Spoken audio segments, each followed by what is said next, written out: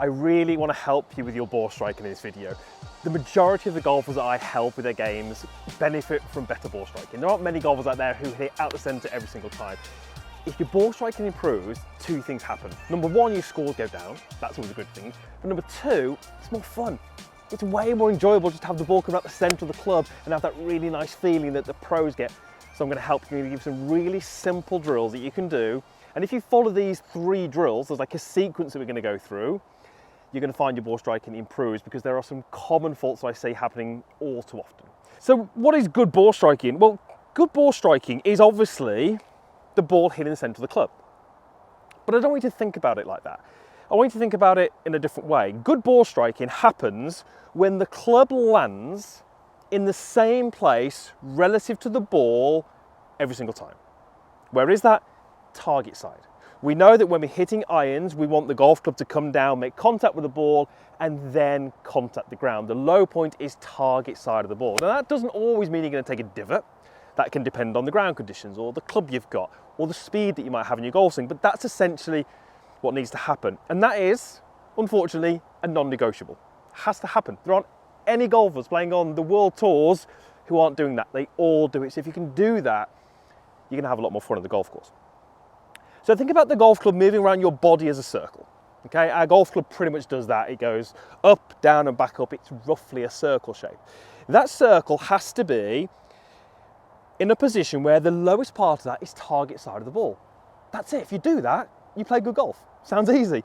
How do we do it? Well, that circle is connected far more to your upper body than it is to your lower body. So if I've got to get my circle with the low point target side of the ball, and I do, how much more difficult does that sound like it would be if through the downswing, my upper body is moving backwards? Well, that's going to change where the circle is. So if you're a golfer who from the top has your head moving back, or maybe even your head moving forwards, then your low point is going to be probably in the wrong place, but more importantly, more inconsistent. So you might be able to hit a really good shot and then think, I've got it. And then the next time you step up and pull out the iron, it's a terrible shot. And you think, well, I tried to do the same thing. If your upper body is tipping and moving, then it's going to be very difficult for you to play good golf. Try this little exercise. I've got this ball teed up. I've got a 6 iron, good place to start. Put your left foot just in front of the ball. You can see there, it's just in front of the ball. And I'm going to stand on that left foot, and I'm going to have my back foot there for a little bit of balance, okay? The toe is on the ground, nothing else. I'm not really feeling that I'm using that right foot at all. Now from here, I'm pretty much out of balance. My balance is compromised. I feel like I can stand here, but as soon as I start to move and add some speed in the club, my balance is going to be really affected. So watch what happens if I keep my head, and more importantly, my sternum in line with that ball. Well, I can swing and stay in balance. My low point would be incredibly consistent. What happens if I start to tip my upper body? Then I start to fall over. Because my balance is compromised, any tiny little movement, you're going to start to lose your balance. It's going to give you so much more awareness of what you're doing through your golf swing. So this will be the first little exercise. Learn to turn and not tip. And just a little point on that, very often when the upper body does go backwards, it's because you're trying to put too much speed in the club head too early. Golf swings is about opposites. Whatever one part of the club does, something else has to do the opposite. So if I get to here and I try to accelerate the club head as fast as I can, it's going to go down towards the ball. My upper body and my head often go back the other way. So in this little exercise, feel that transition is smooth. So left foot just in front of the ball, up on that toe. Notice how my sternum is just in front of the ball. That's really important. And I'm just going to make some little swings from here. And that's not going to be much use on the golf course because it's only got about 60 yards, but the strike was good.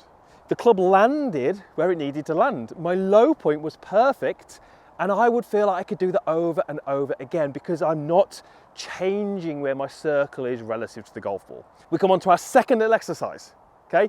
Our first little drill was to control where the circle is relative to the ball. This exercise is doing the same, but not forward and back, up and down. Okay?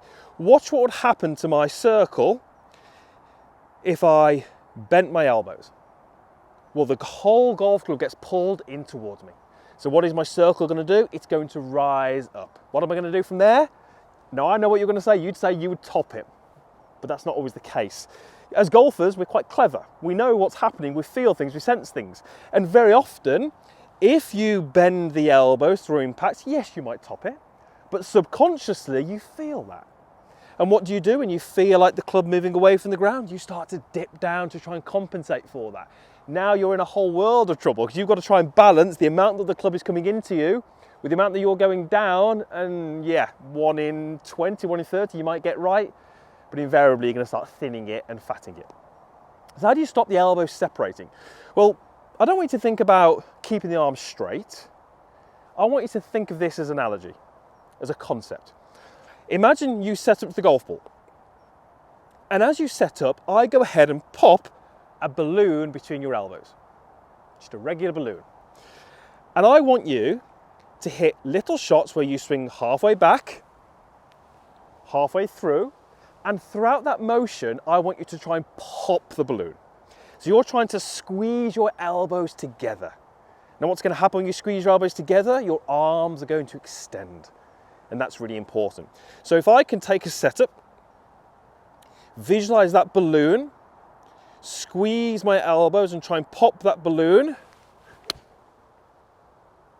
I'm always going to strike the ball well, and again I landed the club in exactly the right place relative to the ball. How did I do that? Well, I maintained my levels and I kept my arm structure. These are all things that you can do to add consistency. Many of the things that you're doing are making it more difficult to be consistent. Now the final little exercise, and again this is one that I love, is just to understand the role that the body plays. You're going to take something like an alignment stick. You could use a golf club, but an alignment stick is probably slightly better. You're not going to place it on the ground, and I want that to be just inside your trail heel. So you can see there, it's just inside my right foot. Set the club up. I've got no ball here, and I want you to have the club just in your left arm. Now, if you ask me to make some little swings with my arm, the chances are that golf club would come down and it would clatter the stick a lot of the time. Why is it doing that? Because I've not got any shift, I've not got any turn. Yes, we don't want the upper body going backwards as we spoke at the start, but what we do want is some forward movement and some rotation. Those are really important to get that low point target side of the ball. So here is your little exercise. Take a setup, left hand only. Make a swing to round about left arm here, and then learn to keep the arm straight, learn to shift and turn, and land the club target side. Now look how easy that is. That club is landing target side of the alignment stick. Look at what my body's doing. There's some shift and there's some turn. Just watch what happens if I remove the shift and the turn. Completely different. That club landed 6 to 8 inches earlier. And I didn't do anything different with my arm. I just took away that little bump and that little rotation. You have got to get that shift. You've got to get that turn. You've got to keep the elbows closer together, and you've got to eliminate any tipping back. Everything in this video is really to be able to control the circle that your club is moving on. That was perfect.